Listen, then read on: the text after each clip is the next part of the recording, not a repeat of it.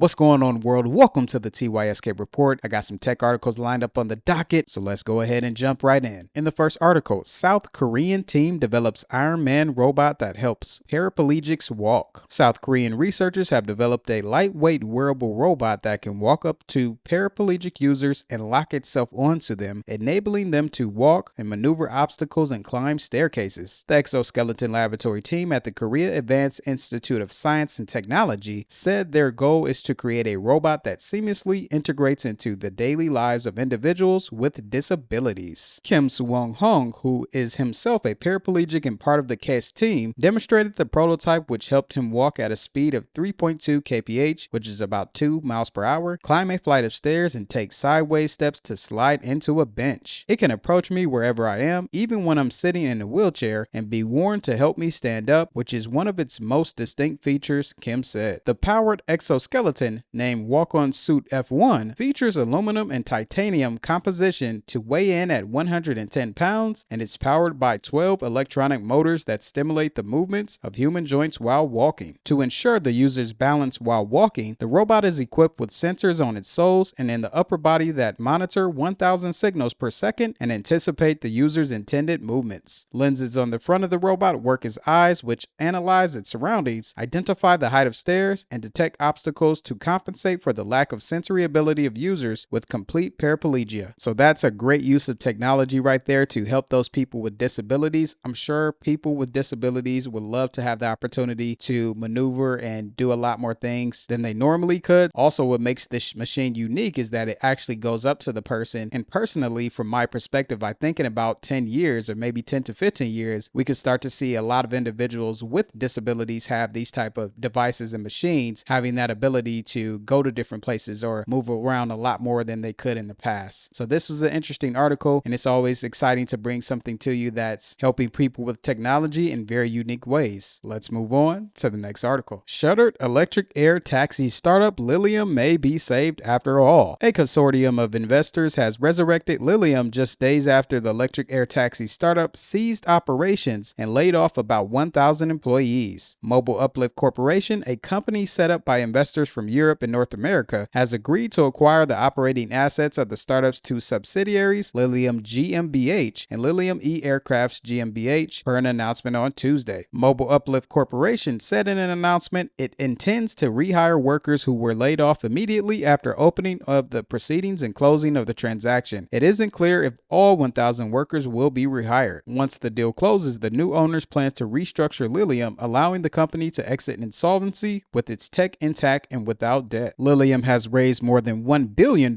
from private investors before it went public in 2021 on the Nasdaq exchange. Lillium had success landing customers, including an order from Saudi Arabia for 100 electric planes, but the company burned through cash faster than it could raise more from investors as it worked to develop a vertical takeoff and landing aircraft with speeds of up to 100 kilometers an hour. So it looks like this air taxi startup was able to be saved at the last minute from those European and North American investors. And this goes to show you that I think the air taxi space is going to be something big because this company was on the brink of no longer being around. These investors saw some value in this company, but they also saw the value in the air taxi space. And it's always important to stay mindful of that because as we are going into 2025, we could start to see a lot more news related to air taxis and start to see a lot more different use cases. Let's move on to the next article. Google is using Anthropic's Claude to improve its Gemini AI. Contractors working to improve Google's Gemini AI are comparing its answers against outputs produced by Anthropic's competitor model Claude, according to internal correspondence seen by TechCrunch. Google would not say when reached by TechCrunch for comment if it had obtained permission for its use of Claude in testing against Gemini. As tech companies race to build better AI models, the performance of these models is often evaluated against competitors, typically by running their own models through industry benchmarks rather than having contractors painstakingly evaluate their competitors' AI responses. The contractors working on Gemini tasked with rating the accuracy of the model's outputs must score each response that they see according to multiple criteria. The contractors are given up to 30 minutes per prompt to determine whose answer is better, Gemini's or Claude's, according to the correspondence seen by TechCrunch. Contractors recently began noticing references to Anthropic's Claude appearing in the internal Google platform they use to compare Gemini to other unnamed AI models, the correspondence showed. So that's just some news related to Google and also AI models, but I also also wanted to bring this article to you because personally, from my perspective, I use ChatGPT, Google's Gemini, and also Anthropic's Claude. And there are many times where I will put the same prompt and enter it into each model and see what output I get and try to compare them, or I utilize a combination of all the different outputs that I get from that original prompt. So if you are a person out there that utilizes these different models and you're just using one, you're doing yourself a disservice, and you should try using all the models at once, seeing what answers you get out from it. So that way you can get a combination of all those answers or get to the right one that's going to be the best option for you at that moment. Let's move on to the next article. Proton's device aims to help those with kidney disease and cut heart failure risk. Proton Intelligence is a Canada-based startup developing a continuous potassium monitoring product. It has now closed a $6.95 million seed round led by SOSV. Clinical trials are underway for the product, which is due to launch in 2025. Proton is developing a small device that will be inserted just below the skin in order to monitor potassium levels. This will connect with a smartphone app so that patients can monitor their potassium levels and get notifications if their levels move out of safe range based on lifestyle choices like diet or medication. The CEO described how patients talked about a constant fear of potassium imbalances, questioning if eating a single banana or missing a blood test could affect their health or even put their lives at risk. So it's really great that this company is creating a device that's going to help those people with chronic kidney disease, but I do wonder if people who are dealing with that disease is going to want this device being put right under their skin. So it's going to be interesting to see what happens next with this. And also, if you do know someone who has chronic kidney disease, you can also tell them about this company who is developing this device. So then that way, if it's something that they will want to explore in the future, they can have this device there for them to use. So that way they don't have to worry about whether eating a banana is going to put their life at risk. Let's move on to the next article. XAI is testing a standalone iOS app for its Grok chatbot. Elon Musk AI company XAI is testing out a standalone iOS app for its chatbot Grok, which was available only to X users until now. The app, currently live in Australia and a few countries in beta, can access real-time data from the web and X, and offers generative AI features like rewriting text, summarizing long paragraphs, a little bit of Q&A, and can generate images from text prompts too. XAI is also preparing a dedicated site, grok.com, to make the chatbot accessible on the web. Currently, the site says coming soon when you log in with the XAI account. And if you're not familiar with the Grok chatbot, this is how it looks on the X platform when you are using it on your laptop or PC. So I like that XAI is doing this and creating that Grok chatbot app and also the grok.com website. So I'm definitely looking forward to having access to that and playing around with it. So if you have access to an X account and you haven't used Grok yet, you should definitely make that one of your quick goals to complete before the end of 2024 and try it out. And if you do, give me your thoughts down in the comment section below and let me know what prompt you use and what kind of output Grok provided to you. Let's move on to the next article. Toyota eyes solo Lexus EV plant in Shanghai. Toyota is working to build on its own an electric vehicle plant in Shanghai for its Lexus luxury brand. The leading automaker is negotiating with the local authorities and other parties involved to make the plant a wholly owned operation in the wake of the Chinese government's foreign investment deregulation, according to people familiar with the matter. US EV giant Tesla has already built a wholly owned manufacturing plant in the same city, becoming the first foreign automaker to take advantage of the deregulation. Toyota, which currently ships Lexus models from Japan to China, intends to put the planned plant into operation as early as around 2027 and sell in principle all its products in the world's biggest auto market, where EVs, including plug-in hybrids, have quickly been replacing gasoline vehicles. So that's some news related to the electric vehicle space. And also in that article, it did talk about that statement of how people are choosing to buy plug-in hybrid models versus gasoline models. So even though they are not fully buying those EV models as much as the plug-in hybrids, you can also start to see that shift away from the traditional ICE vehicles into more electric-based vehicles. Let's move on to the next article. Palantir and Anduril reportedly building a tech consortium to bid on defense contracts. Two big defense tech players, Palantir and Anduril, are talking to tech companies including SpaceX, OpenAI, Saronic, and Scale AI about forming a consortium to bid on Pentagon contracts, according to a report in the Financial Times. The goal, the FT says, is to challenge the dominance of prime defense contractors like Lockheed Martin, Raytheon, and Boeing. One unnamed participant described this as an effort to provide a new generation of defense contractors, while another said this will be a more efficient way to sell the government cutting-edge weapons and other tech. Palantir and Anduril hinted that something like this was in the works earlier this month, with with an integration announcement between Palantir's AI platform and Anduril's Lattice software. So from that article, from my perspective, it looks like these companies are going to be at the forefront of changing things or innovating things when it comes to the defense industry. And I'm pretty sure that Lockheed Martin and Boeing and Raytheon are not going to go anywhere, and they're probably going to end up partnering with these companies in the future. So it looks like they're all going to possibly in the future be working on one accord, or these new companies, the Palantirs, the SpaceX's, the Andurios, are going to be taking over due to the new technology that they will continue to bring for the years to come. Inappropriate apps rated as safe for young children are prevalent in the App Store, report warns. A new report published by the child safety groups Heat Initiative and Parents Together Action details the alarming presence of inappropriate apps that are rated as suitable for children as young as 4 years old on Apple's App Store. The groups worked with a researcher to review as many apps as possible in the span of 24 hours and say they ultimately identified over 200 apps that contain concerning content or features given the ages they were rated for. The research focused on apps with assigned age ratings of 4+, 9+, and 12+ in categories considered to be risky, such as chat, including AI and stranger chat apps, beauty, diet and weight loss, unfiltered internet access, apps for accessing schools banned sites, and gaming. The report calls on Apple to do better when it comes to child safety measures on the App Store, urging the company to use third-party reviewers to verify apps' age ratings before they become available to download and to make its age rating process transparent to consumers. In a statement to Engadget, a spokesperson from Apple said, "At Apple, we work hard to protect user privacy and security and provide a safe experience for children. We do that by giving parents a wide range of capabilities they can enable on their children's devices to restrict purchases, web searches and access to apps, prevent explicit content, flag problematic content through report a problem, and more." So that's some news related to the Apple App Store. And if you are a parent or a guardian out there who has a child or teenager who has access to download apps, make sure you're checking those apps so that way those apps are suitable for their age. So that's just some of the latest news when it comes to the world of technology. I hope you enjoyed the video, and to continue to stay informed on all the other exciting news in the world of tech, you should like the video,